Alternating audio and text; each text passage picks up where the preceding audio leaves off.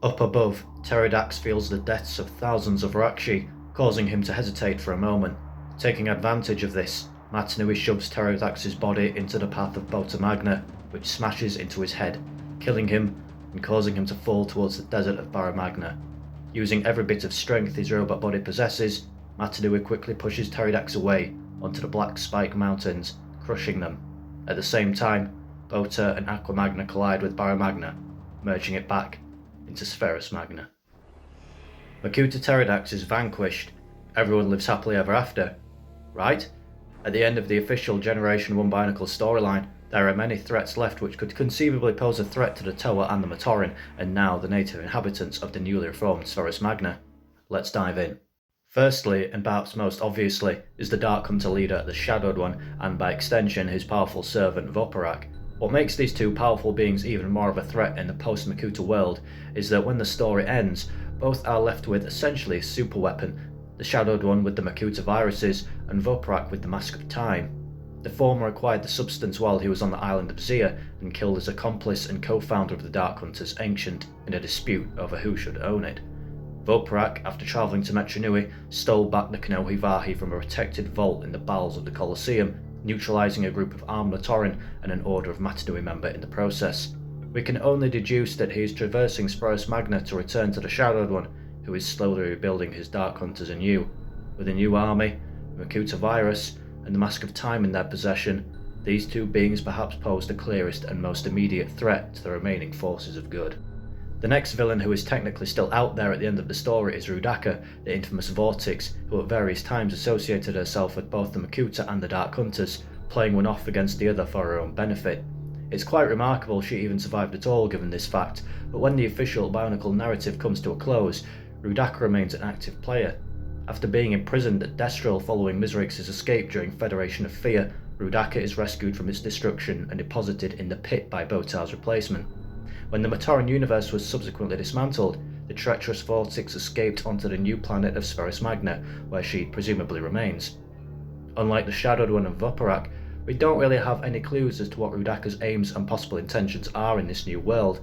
With the Dark Hunters being reassembled by the Shadowed One, might she be involved in that organisation once again, or continue her long history of not committing to anyone's side, and being stoke trouble amongst the factions of the Skrull and Bone Hunters? Now, this next one could well be argued not to be a villain per se, but I'm including him here as he's undoubtedly a loose cannon and has the potential to cause trouble for the Toa and the Matoran, etc. I am of course talking about Vizon. Vizon was the only one of the Paraka remaining in their original state by the end of the story, with the others having been fused. Vizon ended up bearing the Kanohi Olmec, originally worn by Makuta Teridax, leaving him with the ability to traverse alternate dimensions. After escaping from captivity, Vizon did exactly this, having run-ins with the Order of Matanui and the Great Beings. Vizon's unknowable intentions and reputation as being completely self-serving, allying and betraying anyone if it means his own survival, grants him an advantage, means that by the end of the story, when he finds himself on Bota Magna, he still poses a significant thorn in the side to those forces of good, if not an existential threat. Next there is the Baraki, or at least what's left of them. Karapar met a messy end at the hands of Tren Krom during the events of Federation of Fear, and Takedox abandoned the mission as the team were on the island of Artidax. After escaping from the Toa Mari by using his hypnotic gaze, Takedox remains wandering, separate from his fellow Baraki. Prydak, on the other hand, had agreed to serve in the war with the Order of Matanui, before striking a deal with the Shadowed One to form an alliance. Prydak, Mantax, Kalma and Elec gathered their forces in order to assault Metronui with the assistance of the Shadowed One, who, as we've mentioned, had just acquired the Makuta virus. The plan never came to fruition, however. Teridax was killed and the Matoran universe was destroyed, leaving the four Baraki to start again on Spherus Magna. Their relationship with the Shadowed One from this point could have been interesting, as well as what Takedox may have done too. Perhaps they'd attempt to remake a new League of Six Kingdoms on Barra Magna. After all, it was with this in mind that the four Baraki accepted the deal with the Order of Matanui in the first place. They were driven by their own opportunism, and now they had a whole brand new planet with new potential subjects to subjugate.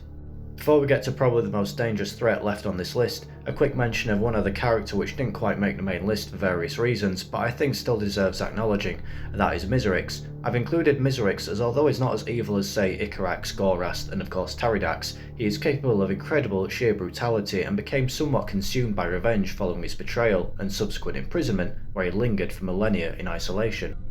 He also banished all of his inner light, and now with the object of his vengeance taken away, as well as being the last of his kind, what might that do to his psychology? How would Velika respond to his survival? Perhaps Miserix would work alongside the Tower and Order of Matanui again, perhaps not. The ambiguity here of a potentially dangerous adversary means to get a shout out here.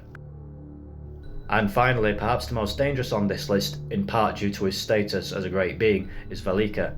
Seeing himself as the being to reign over Spherus Magna, Velika sought to instill fear among the population by eliminating any potential threats to his rule in brutal ways. His purge included Kazani, framing Lesavik for his death, as well as Trent Crom. Velika hatched a plan to wipe out the Order of Matanui while they were gathered within the Great Being's fortress, though this was unsuccessful. What makes Velika so dangerous is his innate power as a great being, coupled with a zealous belief of his own morality. He really believed he was doing the right thing. To think he would stop trying to dispose of the Tower and Order of Matanui after one setback would be a mistake. Which villain's story do you most wish we got to see continue? Who do you think posed the biggest threat? And of course, are there any others lurking amongst Teridax's shattered ruin, waiting to take the mantle of Tower's greatest enemy? Let me know. As always, thank you for watching, and take care.